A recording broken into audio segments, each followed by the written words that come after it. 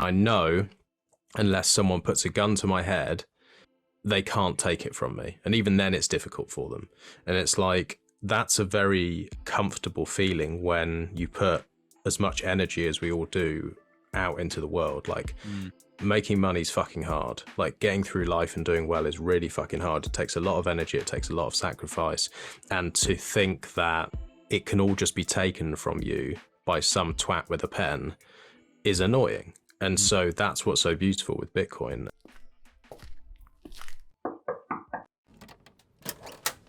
Hello and welcome to Bitcoin with Jake. This is a podcast all about people's personal journeys to Bitcoin. I wanted to know more about the people converging on this new form of money. Why do they see value in it? What skills enable their understanding? How is it changing their lives? If you're a founder looking for funding or an investor looking to make investments, then please reach out as I develop my network in the space. Do me a favor and chuck us a 5-star rating on whichever app you're using to listen, or a like if you're watching it somewhere. As insignificant as this may seem, they help a startup project like this hugely. Lastly, if you have any questions at all, please just reach out. The easiest place to find me is on Twitter at Jake E.S. Woodhouse. Now, I'd like to take a quick moment to talk about our sponsor. Fastbitcoins are a Bitcoin exchange who you should definitely take a look at next time you're thinking of making a Bitcoin purchase. They're a great team, which for me is always the key to due diligence, whilst their product has a ton of features useful to every Bitcoiner. Check out my episodes with Danny Brewster, the founder CEO, and Nathan Smith, the chief compliance officer, to learn more about the people behind the brand. Thank you to Fastbitcoins for sponsoring the show. Now, on to today's episode. I've got Max, the host of the Bit by Bit. Is that right, Max? Bit by Bit podcast. Yeah, is that the Bit by Bit pod. So, yes, do you guys just Max or Max Bit by Bit? I wasn't sure actually when I was reading either. Doesn't really Either's matter too fine. Retard is often thrown around, so just whatever you want, mate. But well, yeah, welcome, Bit by Max, Bit and thank podcast. you for joining. I should start with shilling our shared sponsor, Fast Bitcoins. Thank you to the team there. I was just saying offline that they have taken me on as a partner, and we've now got sponsorship coming in for Bitcoin with Jake, which is a very exciting milestone to have achieved. And I believe you're the only other podcast that they sponsor, so we have that in common. That's right. And thank you very much for joining. Yeah. Well, thank you for inviting me. Absolute pleasure to be on.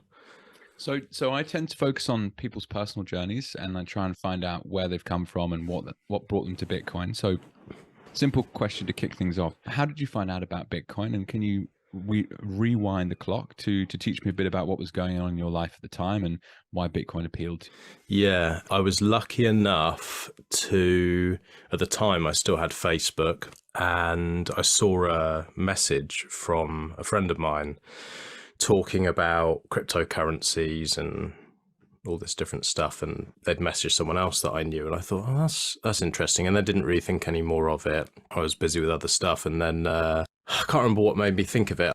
I reached out to him, and I hadn't spoken for a couple of months, good friend of mine, and I said, oh, it'd be good to catch up. And he said, oh, I've got to tell you about this thing, this Bitcoin and cryptocurrency and blah, blah, blah, blah, blah, and, going off, you've got to come up to London, let's go and have dinner. So I said, all right, I'll come up.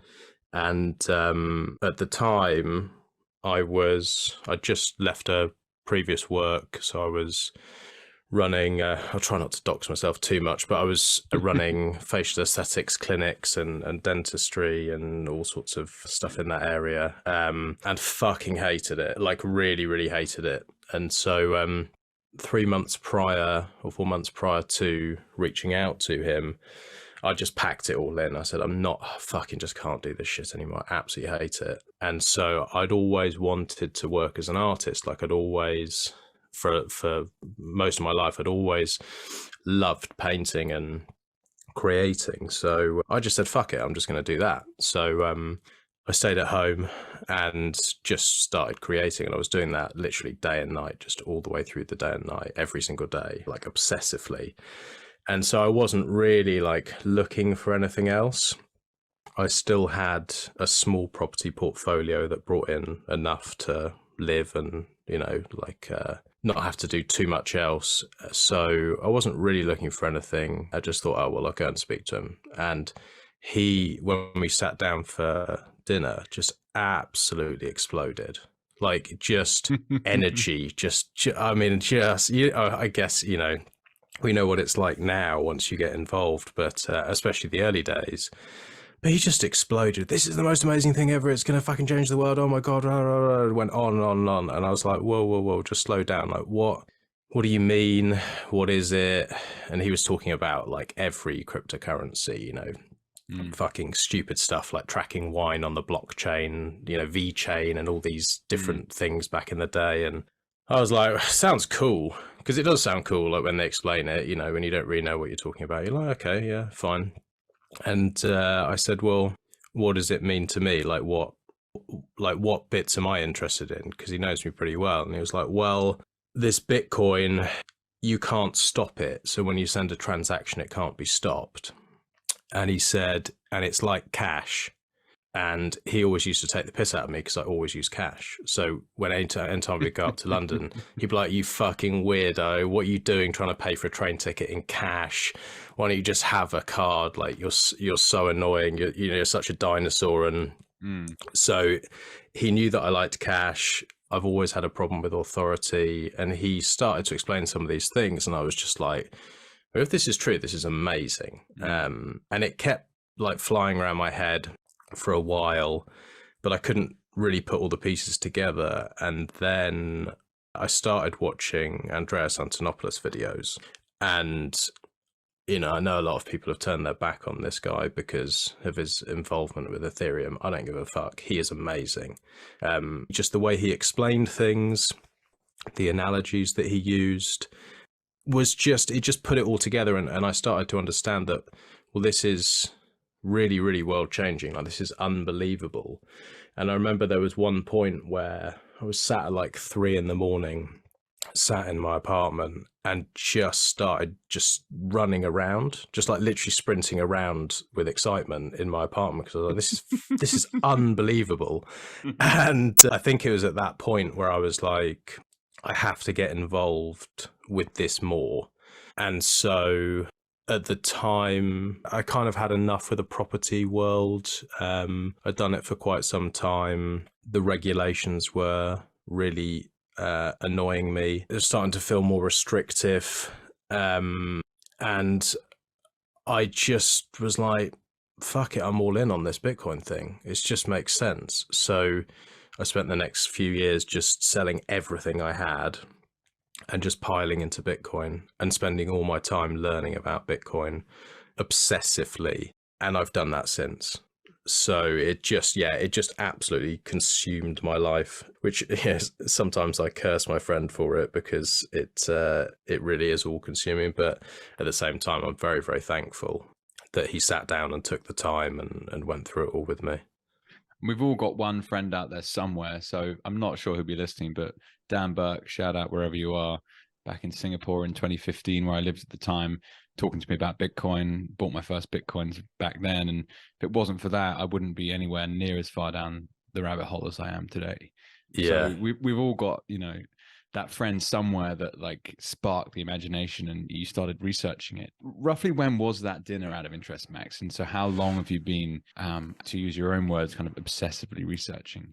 Yeah, so a little bit less than you. That was right at the peak of 2017. Was it November, December, something like that, 2017? Like full on, everyone's going mad, you know, things are going crazy. So that was then. And I started buying, so towards the end of December 2017, and then just carried on through that long, drawn out bear. I guess it was a case of like, am I wrong? And like digging in, because, you know, you see the price going down, you're like, well, hold on, everyone said this is going to be like, you know, all the things that they say, like, so why is the price going down? And I didn't understand the markets. I didn't understand that you have these cycles. I didn't understand any of that. And I guess it was a case of like, as I started putting more money in, I'd go, well, it's a 20% drop from the peak now. And like in markets where I'd be used to, like property markets, I was like, that's, you know, buy, you know, that's when you want to go and buy. So I would buy more and then it would drop more. And I'd be like, fucking hell, am I a retard? Like what, why? Every time I'd look at, every time in the morning, I had like a app on my phone. I had loads of different coins and shit coins and stuff back then. And because I was learning, but I would look at this portfolio every morning. I'd be like, "Oh, good, I'm poorer than I was yesterday," which is excellent news. And that was like every single day. And so it forces you to be like, "I need to check," and still am checking to see if I'm wrong, but I don't think I am. I'm more confident now than ever, and I suppose that's a healthy thing is to check, but it's maybe unhealthy to get quite as wrapped up as a lot of us do. It's I don't know. I guess it's hard not to. Like, when you see opportunity, and then you start peeling back the layers of the opportunity, and it's fairly good metric, I would say, in that first of all, everyone thinks they're too late, and everyone thinks they don't have enough. Third point to that, which is almost the biggest and most important, is that the closer people get to Bitcoin, the more they like it. And that's actually almost the opposite of a lot of other investments. I spend a lot of time in the startup space, and the closer you get to a startup company, the more holes you see in it, which means it's less likely to actually survive. And it's already a very risky investment. So you spread your bets across, 10, 100, however you want to play it. But it's really interesting, that, isn't it? It's that the more you research it, the more confidence you have in it. And even with all the carnage of the last couple of weeks and these shitcoin casinos blowing up and fraud just everywhere, people who are buying Bitcoin are like, yep, I'm buying. It's like 15, 16, 17,000 US dollars. And it's like, well, yes, please, I'll take some more. Thanks very much. If you've got the cash, of course. That's the thing. Yeah. Wow. Okay, cool. So I must confess, in terms of your timeline you gave there, I was lucky to buy in 2015, but by 2017, I'd sold like 75% of what I purchased to go on holiday and to buy a fucking classic car and do stupid shit like that. Yeah. And it wasn't really till 2020. Buy? I bought a 1980s Mercedes SL off a rapper who's actually now dead, called Black the Ripper, in a car park in Enfield. It was my Bitcoin Cash I sent to him. So I know Black the Ripper. Yeah, he had a brand called Dank of England that he smoked weed and took videos of himself in like the London Eye and just stuff like around London. And I was like, oh, this is the most random experience. I was in a car park. It took us like 2 hours because we were sending 0.001 of a Bitcoin to a mobile phone, and it would take a while for the blockchain to actually work. And you're going back to your point about cash. You would have been better off just taking $6,000 in cash and just giving it to him and just driving off. But as it was, it's like I was on eBay and it said, "We'll accept crypto," and I'm like, I want to get rid of this Bitcoin Cash. I'm going to go and buy that car. But it took me a long time basically to realize how important it was, and if I hadn't held it through those like 4 or 5 years of up and down and doing stupid shit with it, then I wouldn't have had the same faith in it that it would still be there 5 years from today. Of course, I just happened to have owned some. So, gosh, how interesting. So, Max, to try and understand a bit more about your background without necessarily doxing yourself. So you've mentioned that you were running some dentistry or facial aesthetics clinics, or equally you were in the property space. So can you talk about some of the lessons that those experiences taught you? So when you said the market dropped by 20% and in property that's a buy, why is that a buy? To someone that doesn't understand the property space, like what were you looking for as a property investor, and what kind of businesses were you running in it, and why is Bitcoin better?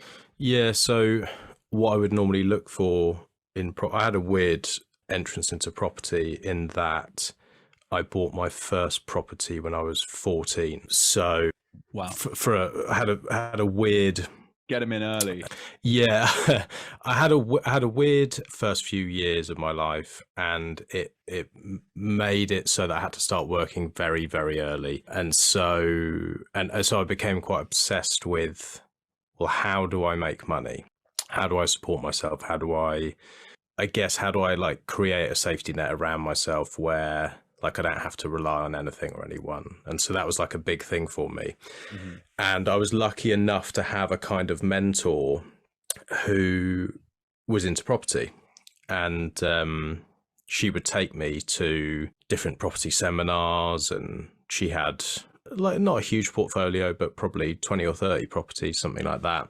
And very kind lady, and she would just say, okay, let's go down to Nottingham, let me show you these flats that I've just bought.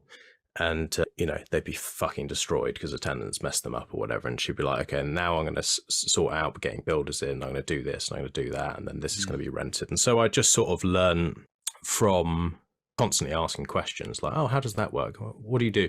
Well, how do you buy that? And what's a mortgage? And, what do the rates mean? And Mm-hmm. And so when I was about 14, I said, look, I've got X amount of cash that I've made. Can I go halves on a property with you? And then we'll renovate it and then we'll flip it. And she was like, yeah, okay. So we found one and I said, I think this is a good one from what you've told me, and blah, blah, blah, blah. And we renovated it and rented it and then sold it, and that worked. And then so I just kept doing that. And so I would do that. I'd buy and sell cars on the side. I'd buy basically anything that I can buy and sell, anything that I see value in, I'll buy it. And then I'll sell it when I feel the time's right. And so when people are scared would be when I would buy. When there was downturns, 2008, 2009, that sort of time was quite nice. And I was always told, like, if you just stay on the log, you'd be all right at some point. Just wait. And so that kind of, like, I guess, made it quite easy for me with Bitcoin, where I was like, I can wait a decade. That's all right. That's fine if I have to. And that's not really something that I think property's a lot slower moving than a lot of the other things that people come into. Like, I was always very comfortable with, well, if there's a downturn in the market and I've got to wait. So what? I'll just rent it. I'll just sit on it. I guess what took me out of property was, and the same with motor trade actually, was just that early days, everything was cash. Well, not everything was cash, but a lot of things were cash, working with everyone. There was very little regulation. You could get away with a lot and no one interfered. And I don't mean you can get away with a lot as in you're doing something that's bad or fraudulent or fucking people over. I just mean people left you alone and you could just earn and you do your thing. And what started to happen was there was so much interference and so much regulation and bullshit that I just ended up hating it. And so, again, that was something where I was kind of searching for something where I was like, well, what do I do now? Was kind of the thing, I guess. And Bitcoin just fits so beautifully with that, of like low time preference, buy when everyone else is scared, hold on. That's the main thing, is just hold on. And if you don't have the money to hold on, well, you drop the way you live right down. You just have to hold on. So yeah, I guess it kind of taught me those things and made this Bitcoin experience, I don't know, less scary than maybe others would find it. So I owned some real estate for a bit, and like yourself, I've invested in different types of assets over the years, and they do different things for you and they behave in different ways. And one of the things that always was a problem for me, and I've actually learned the hard way, and that I have exited a position in a London investment that I made at a loss after 8 years of almost 50% on the equity position. Absolute disaster. Leveraged out, did a renovation, sold it 8 years later, and people just don't care about what I did to improve it. And the market's gone against me. So, you know, tuition fees, that's what a lot of people in the crypto space are paying right now, is learning the importance of self-custody of Bitcoin. But property, what upset me was that you've got to look after tenants. The tenants, generally speaking, have extremely strong legal claims on the properties. It's their home when you rent it out. So that's difficult. And then there's issues with maintenance, and there's issues with, obviously capital gains tax every time you fucking sell, or equally you want to buy and you've got to pay stamp duty. And it's one of those things. Solicitors getting involved. You start learning about it. You're like, the government can do whatever it wants because you're so easily in their geographic zone of or sphere of influence. And ultimately, I've found it a really painful investment process that in one case I lost a lot of money, and it's like, damn it, well, that has not worked as a store of value, which is what I wanted. I didn't want to be a small business owner running a property portfolio. Does that make sense? Perhaps you can mention some of the best moments from your property experience, and then some of the toughest moments. Best moments is, to be honest, there's no like, oh, that was the best moment. The best moments, I suppose, were exiting a position where I know I've done well. And that happened a fair few times, but there wasn't like one where it was like, wow, I've absolutely fucking smashed this. It was just, I've done nicely out of that. Probably the best feeling I've had is getting rid of my last property, because I've sold them all off. That was brilliant. Because in fact, that probably was the best. Each one was good because I've been waiting for a crash even before Bitcoin. me and a couple of nerdy friends have been just like obsessing about like, surely this thing comes down, like this thing comes crashing down. It all felt too toppy. I would see people walking into estate agents, you know, either like young couples who were mortgaging themselves up to the hilt, who could only just afford what they were buying at the lowest interest rates. One tiny little thing changes and they are fucked. And then I would also see all the retirees and people who are going, oh yeah, we'll get a lovely little portfolio and it's passive income. And you're like, it's not fucking passive. Trust me, it's not passive. Like you have all the problems you just mentioned, and tenants are an absolute nightmare. It is a pig of a job, but they're thinking it's passive. So, we'll buy a couple of properties and then we go off to Spain. Good luck. You know, it really isn't like that. So I was watching that and I was thinking, at some point, something's going to change, or all these people are going to realize that this is not the investment they thought, and they're going to get wrecked. And then the market is going to be really bad. But it just kept not happening. And so I was just like, well, I'm just going to get out while I can. And I've still got one, but the rest are gone. And now I'm looking at what's happening, and I'm like, look at what's happening to rates. Look at what's happening to the squeeze of everyone not being able to afford their shopping and heating and energy. What comes next? And I think we all know what comes next. And so although like my Bitcoin position is, well, it's long term, I don't really care. But if I was looking at a figure and looking at it in fiat terms, I'm like, oof, I've been wrecked here over the last couple of months. But equally, I'm thinking, well, at some point there is going to be blood in the streets. And if I want to go and buy a house again, I will be in a pretty comfy position. It's interesting that, though, isn't it? The conditioning in many ways that we've been through, like physical real estate's this thing that people just love it. We're taught to want to own it. And it's a really prestigious thing. You know, I've got 5 properties that I have in my portfolio, whatever. And your best moment is actually selling it. And that's only possible because of the work you've done to understand Bitcoin, in my opinion. And there'll be a ton of other people out there that haven't figured this out yet. And then they want passive income, or they want a passive store of value, shall we say. You know, it doesn't have to generate income as long as it's there in 5 years' time when I need it. Oh, look, it's done 10x in the meantime. Fucking bingo. That's the best possible place for me to put my value. Wow, how interesting. Okay. And so you decided to exit that. And what intrigues me then is basically it's the lens that you have on what Bitcoin actually is. So perhaps you could talk about some of the aspects or characteristics of Bitcoin that you've really enjoyed, having sold all that real estate and have now reallocated across to the Bitcoin. I love that I own it. So like you touched on it earlier, which is like, you think you own a property, but actually you don't. You sort of own it, because if you put a tenant in there and they don't want to leave, if you want to try and get them out legally, you're talking about probably a year, probably 20 grand legal fees. And that might not even happen. You might still not be able to get them out, especially if they're vulnerable and all that shit. And so, or there's a pandemic and rent is allowed to be extended free of charge for X many months because the government says so. You know, anything can happen, basically. And it's a roll of the dice. And so I don't see that as ownership. I see that as like sort of ish ownership, and it's better than some other stuff, but it's still shit. And you also have, especially with like flats, it's different. People are like, oh, it's bricks and mortar and I own it. You're like, no, you fucking don't.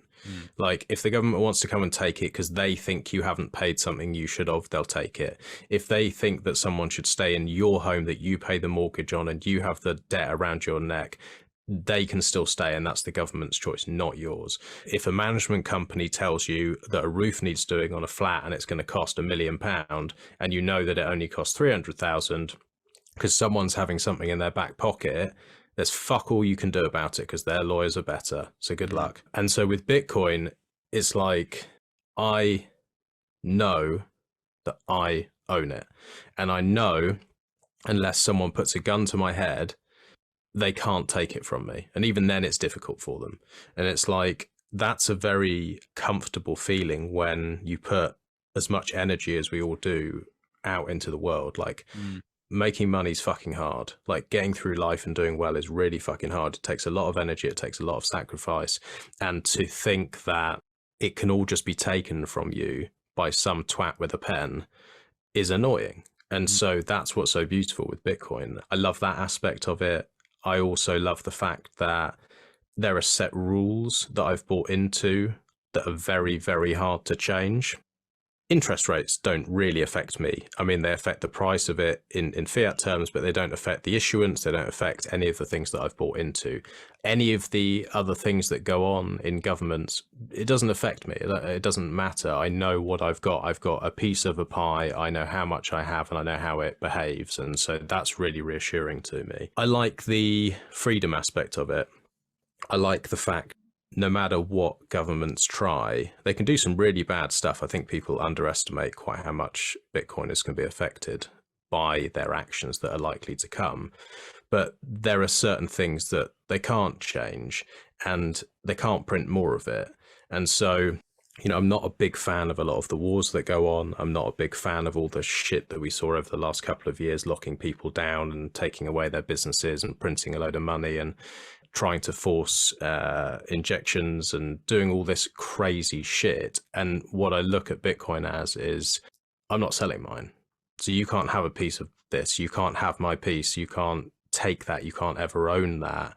And so you can't do further down the line the crazy shit that you're doing now, because you're going to make your money valueless. And so you can print as much as you want, but you can't do the stupid shit you're doing now, and you can't have my Bitcoin. So it's like a mini protest for me where I'm like, just fuck off. I've had enough of this. And that's satisfying. So no matter what the price is, every day I wake up and I think, good, they can't have my Bitcoin. Fuck them. And that makes me very happy. It's amazing though, isn't it? Because the mentality that you're describing that you have gone through, it's a real change. You know, the ability that Bitcoin's given you to think in the way you're thinking, they may all have been characteristics that you had before, but you perhaps didn't realize, or you didn't necessarily knew you had a problem until Bitcoin highlights that problem. So in the instance of owning property, so I don't know, I own it, but none of us have ever been in egregious situations per se when a government stands on your front doorstep and says, no, this is actually going to be used to, you know, have a motorway built through it, or actually you've got to be locked in your home for, you know, X many months until we decide to let you out. Those are, you know, just a couple of random examples, but I would never have questioned like the private property rights. You know, growing up in the UK, I'm now based in Australia, but you know, it's just not questioned at all. And by not questioning it, we've been lulled into a false sense of security. And it's only through understanding what Bitcoin actually is. And the first time you get some Bitcoin into a self-custodied multi-sig wallet, you're like, holy shit, literally no one can get this off me. Whoa, what does this actually mean? And you start to then obviously look at different parts of your life and realize, gosh, I don't think I really want to own anything else. And then that whole phrase of, well, what is ownership? Gets repeated and repeated, doesn't it? Yeah. So Max, you mentioned, for example, the car industry and buying and selling cars. And what other assets have you played around with in the past? And they've obviously fallen by the wayside as well in terms of your reallocation towards Bitcoin, have they? Yeah. I've messed around with cars since very, very young. Like as soon as I had cash in my pocket, I would go buy cars, like cheap shitters, before there was insurance or MOTs or any of that sort of stuff, just because it was, you know, needs must, and do some basic renovation, like, you know, polish them up, little basic stuff like that, and then sell them on, make a couple of £100, do it again, do it again, do it again. And I then specialized in G-Wagons for a while, but old school G-Wagons. And there was a weird little niche. Oh, really? I fucking love them. Yeah, I so love it those cars. Would have been the late 90s, and we had a manual G-Wagon. It was like a kind of mud brown, like a bronze color. Yeah, not the kind of souped up stuff you see on the high streets of Chelsea today. But yeah, classic. Did it have tweed inside? No, but or was it leather? Not from memory. I think it was like a tan leather. Okay. Classic. Okay, so you were shifting G-Wagons. All right, cool. Yeah. And so what I found was there was a weird, I don't know what you would call it, like a weird opportunity, which was if you found really shitty old 80s G-Wagons that they all rusted around the sills and they all rusted on the back, like there was a specific point where they would all rust and they looked terrible. And so I just worked out, well, these things at the time were going for a couple of grand a pop, but if they were nice, they were 5 or 6. And I was like, well, I know that I can do this work for about 500 quid. Mm-hmm. So that's a nice opportunity. And the more I buy, the less there are on the market, which means they're more scarce, which means they go up again. And so I just started buying as many as I could and then renovating them, not worrying too much. I wouldn't shift on price. And it was just really easy money for a while because no one else was doing it. And I was buying loads of them. And so I did that for a while. And then, just anything, a couple of Ferraris, a couple of Porsches, a few, just anything where I thought, right, this should be more money. Let me go and hammer them down. Let me do a cash deal and I can flip it. And if it doesn't sell tomorrow, it's fine because I'll drive around in it. Lovely. So it didn't really matter to me. And so I guess that was, again, a bit of low time preference where you've not got so much money tied in. I didn't ever have debt with those kind of things where I'm thinking, oh shit, I really need to shift them. So that was quite good. But I guess I just get bored of stuff at some point. And, it can be down to regulation, which is what it was with the dentistry and the same with the property. It can just be like a change of interest, and nothing has held my interest like Bitcoin. And I think that's just because it's not just with everything else. I mean, I like cars. They're great. They're good fun and they're beautiful, some of them. But mainly it was just like, I want to do this to make money. Whereas with Bitcoin, sure, when I first came in, it's like, I want to do this to make money. But now it's like, this is really fucking important. Like, this is just, I can't think of, if you think of like when I'm on my deathbed, what's going to go through my head? And I think if I wasn't doing this, what am I going to do that could have the same impact, positive impact, I think, on the world? And then so if I'm not doing it and I go and do something else and just chase the money, then I'm probably going to lie there and think, you wasted your life, mate. Because if it didn't work for any reason, I think we're in real serious trouble. And so it's kind of like, well, you just got to do it. Like, and what am I doing? It's like, I'm not a developer, so I can't really do that kind of stuff. I run a podcast. Some people listen to it. Some people find it useful. I try and talk about it and teach people where I can. I hold as much as I can for as long as I can. And outside of that, there's not a lot more I can do at this moment. But I still think it's more useful than me fucking around selling cars and property and doing that kind of stuff. I just don't think that adds anything of value to the world. Well, it's also about energy, isn't it? And I cycle back to the start of the conversation, thinking about you at 3 o'clock in the morning in your apartment, just like sprinting around and round and round. Going, fucking hell, this is massive. And if you don't follow your instincts and you don't follow where your energy is taking you, then what's life all about? And, in this case, it's taking you towards Bitcoin. Now, other people right now won't have even read about Bitcoin and they'll be going in different directions with different energy, and that's totally fine. But following what you're, deeply passionate about is obviously a big part of what makes life exciting and fulfilling. And I feel very, very similar in that sense. And having just recently quit a fiat job to go full time on Bitcoin podcasting, it's a very exciting time. I feel very, very fortunate to be able to even attempt to do this, but equally I'm being driven by something that it feels important. It feels really, really important to talk about this and try and get my voice and opinion out there, but equally like uncover stories that help other people understand what Bitcoin is and why it's important. And that's why conversations like today are so interesting.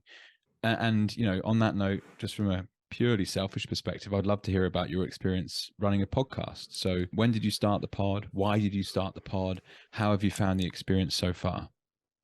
2018, I started it. Why did I start it? I think, in all honesty, it's hard to really think back exactly to what was going through my head at that time. I think I tried learning like basic coding skills and thought, oh, maybe I could go into development. And I realized quite quickly, like, no, this is not something that's going to work for you. Like I didn't enjoy it at all.